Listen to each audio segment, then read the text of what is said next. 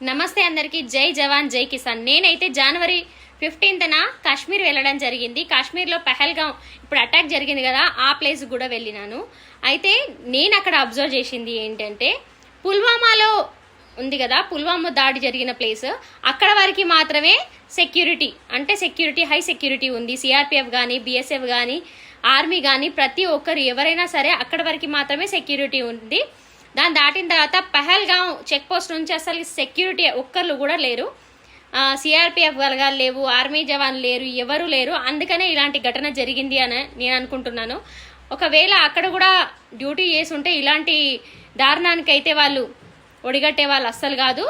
ఎందుకంటే భయపడుతుండే, అరే అక్కడ డ్యూటీలో జవాన్లు ఉన్నారు, అక్కడ ఆర్మీ సోల్జర్స్ ఉన్నారు అని చెప్పేసి భయపడుతుండే.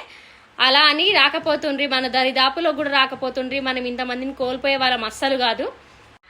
నాకు ఇప్పుడు ఎందుకు అనిపించింది మాట్లాడాలి అని అంటే, ఆ నవవధువు వాళ్ళ హస్బెండ్ చనిపోయారు కదా, ఆ హస్బెండ్ని చూస్తూ ఆమె ఏడుస్తూ ఏమన్నదో తెలుసా?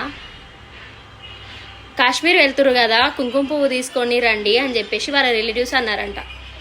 ఆమె ఏడుచుకుంటా, కుంకుమ పువ్వు కాదు, కుంకుమ పువ్వు అది రెడ్ కలర్లో ఉంటుంది రక్తంలాగా, రక్తపు మడుగుల్లో కుంకుమ పువ్వు తీసుకొని వస్తున్నా అని చెప్పేసి అన్ని వర్డ్ ఇక్కడ గుచ్చుకుంది.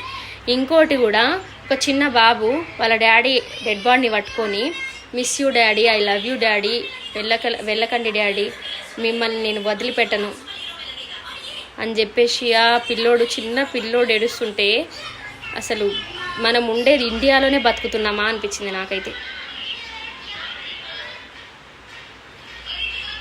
చాలా అంటే చాలా బాధాకరమైంది ఇది.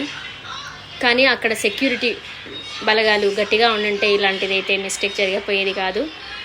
అస్సలకి మనమే అలాంటి మిస్టేక్ని క్రియేట్ చేసామనిపించింది నాకైతే. ఏదైనా తప్పుగా మాట్లాడుంటే క్షమించండి.